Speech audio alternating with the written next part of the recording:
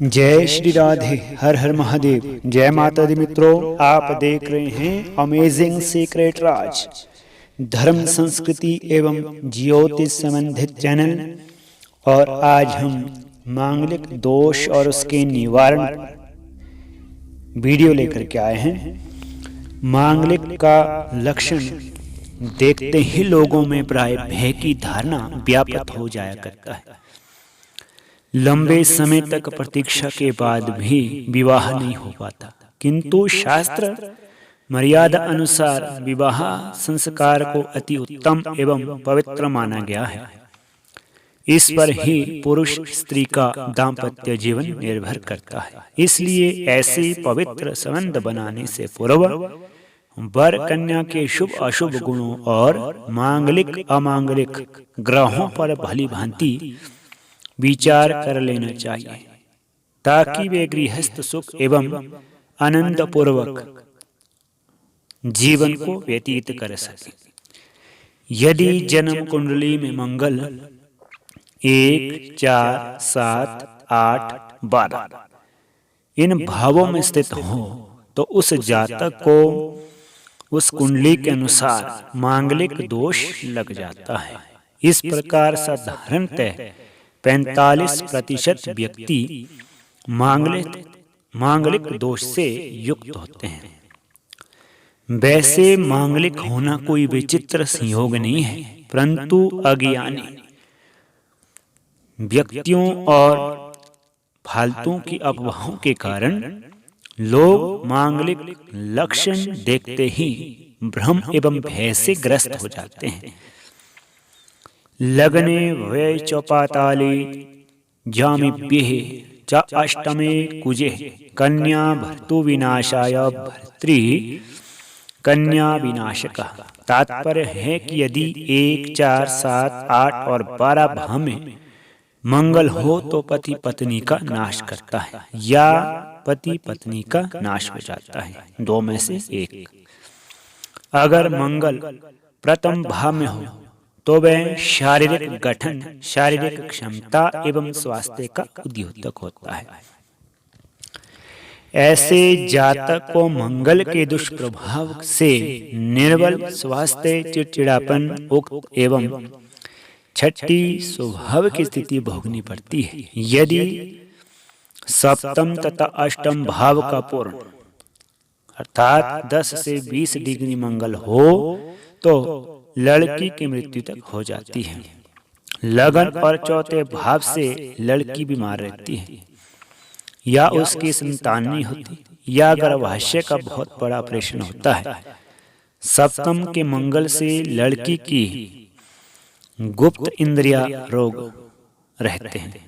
यदि इन्हीं स्थानों पर जहां मांगलिक माना जाता है वे किसी एक में शनि पड़ा हो तो मांगलिक दोष कहा जाता है। कुछ विद्वानों के अनुसार मंगल का योग राहु एवं शनि की काट होते हैं, परंतु अनुभव के आधार पर कहा जा सकता है कि भले ही राहु शनि मंगल के योग को काट दे, परंतु वैवाहिक बाधाएं फिर भी ज्यों की त्यों बनी रहती है।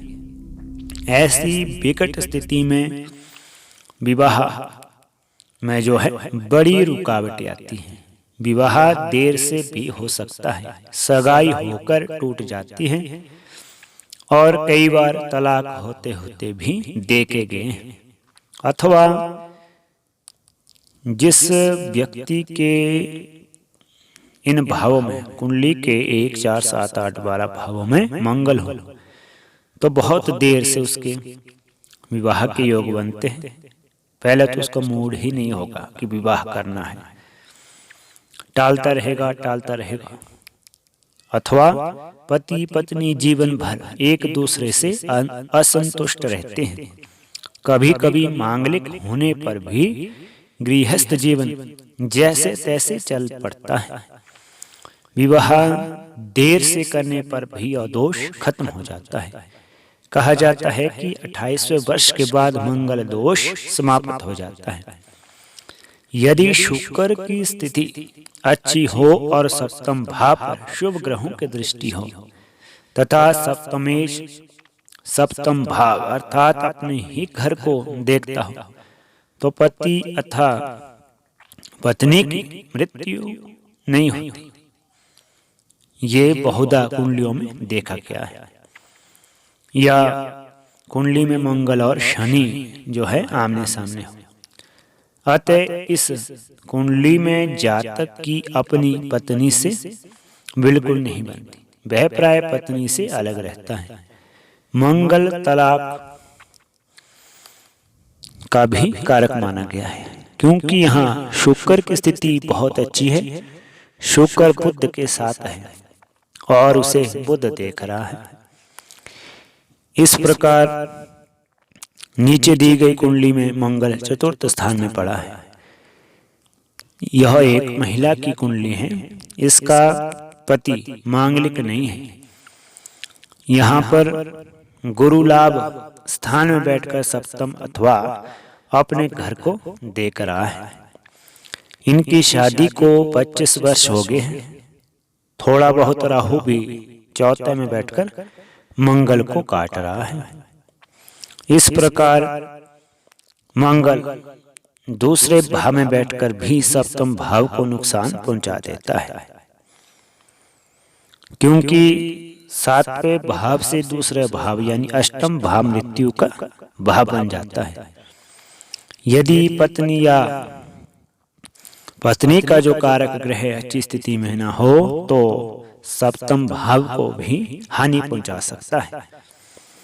ऊपर दी गई श्रीमती इंदिरा गांधी की कुंडली देखिए। यहाँ शनि सप्तम यानी अपने भाव को देख रहा है, फिर भी इन्हें पति सुख नहीं प्राप्त हुआ, क्योंकि एक तो पति कारक ग्रह सूर्य को देख रहा है और दूसरा गुरु शत्रु राशि में फंसा हुआ है।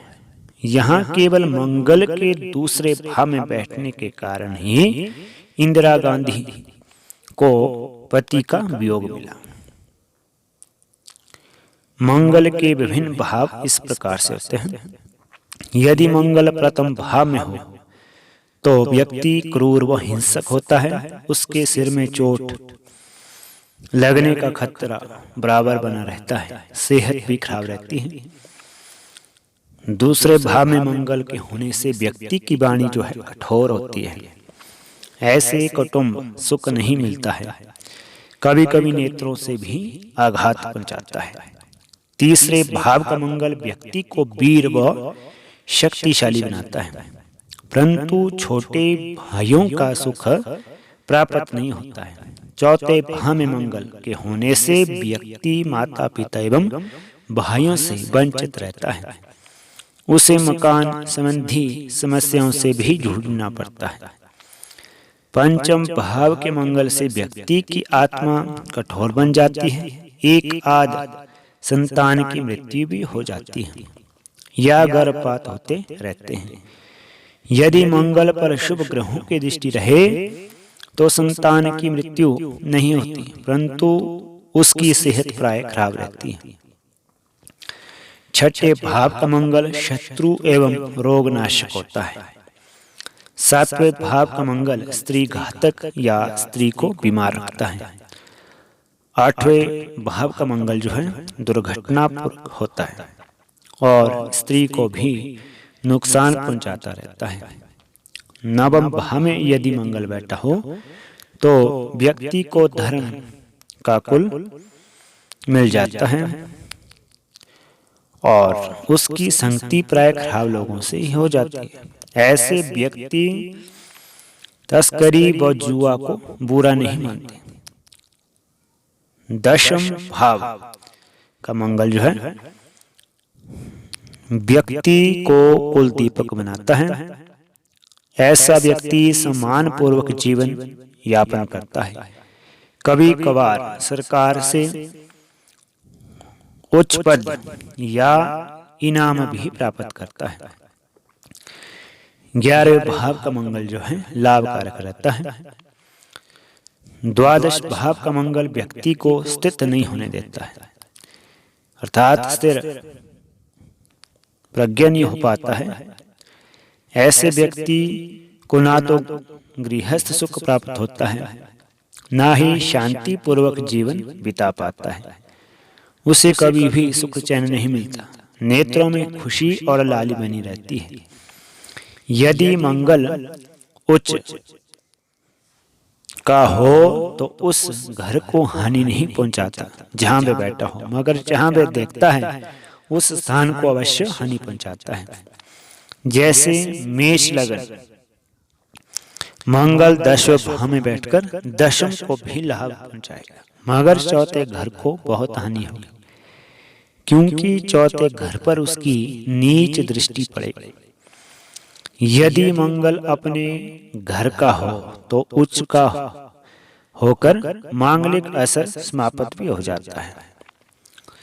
शुभ फल मंगल के, यदि वृश्चिक लगन का मंगल लगन में सप्तम भाव में हो तो कोई हानि नहीं होती, लेकिन यदि मंगल अष्टम व द्वादश भाव में हो तो फल अफल सावधानी पूर्वक देखना चाहिए। तुला लगन के लिए लगन से सप्तम भाव का मंगल उत्तम होता है और अनेक सुख से भर देता है, परंतु अगर द्वादश भाव का हो तो सुखों का नाश भी कर देता है। कन्या लगन का अष्टम में मंगल या द्वादश मंगल अच्छे परिणाम और विजय एवं दीर्घायु की ओर इंगित करता है, मगर चतुर्थ व सप्तम को मंगल जो है अति कष्टकारी होता है। सिंह लगन वालों के लिए मंगल सबसे अधिक शुभ माना गया है। लगन और चतुर्थ का मंगल भौतिक सुख देता है। 8 व 12 में मंगल कष्टकारक होता है। मीन लगन के लिए लगन चतुर्थ तथा सप्तम भाव का मंगल हानिकारक नहीं होता, किंतु वे अष्टम द्वादश भाव का मंगल शुभ अशुभ होता है। कर्क लगन का मंगल विशेष उपयोगी तथा परिणामदायक होता है। मिथुन लगन के लिए द्वादश व अष्टम भाव का मंगल शुभ फलदायक होता है। दोष की समाप्ति, कुछ विशेष स्थितियों में मांगलिक दोष नहीं लगता अथवा इसके प्रभाव से बचा भी जा सकता है। यदि कन्या की कुंडली में जिस भाव में मंगल हो और वर की कुंडली में भी उसी भाव में बलवान ग्रह हो तो मंगल का दोष जो है समाप्त हो जाता है। कर्क, मिथुन, कन्या, मकर राशि में मंगल दोष नहीं होता है। यदि मंगल वक्री, नीच या अस्त हो तो मंगल दोष नहीं माना जाएगा। यदि वर कन्या में राशि फल तथा अंशाधिपतियों में मिलता हो तो गुण दोष नहीं होता। अगर नाड़ी दोष हो किंतु वर कन्या के राशिपति एक हो तो विवाह शुभ कारक होता है। मांगलिक अरिष्ट निवारक टोटके, वैदिक नियमों का पालन करे, असभ्यता का परित्याग करे, झूठे व्यक्तियों की जमानत ना दे, मीठा खाए वो खिलाए, निसंतान काले अंधे व कानों लोगों से दोस्ती ना करे, बहन को उपहार दे, गजदंत की बनी वस्तु एक घर में रखे, शस्त्र घर में ना रखे और जंग लगा औजार जल में प्रवाहित करे, अनुज के संतान का पालन पोषण करे, माता और ताऊ की सेवा करे।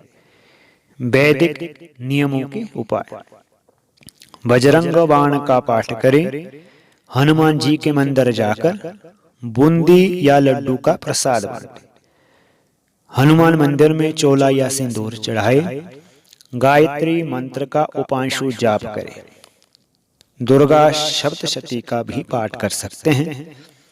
हमेशा अपने पास लाल रंग का रुमाल रखें, चांदी की चूड़ी में लाल रंग लगाकर पत्नी को धारण कराए और बंदरों को केला खिलाए, तांबे का सिक्का जल में प्रवाहित करें, ढाक के पत्ते जल में प्रवाहित करें, हरिवंश पुराण का दान करें, तेज प्रवाह वाले जल चिन्नी प्रवाहित करें, मंगल गौरी का व्रत करें।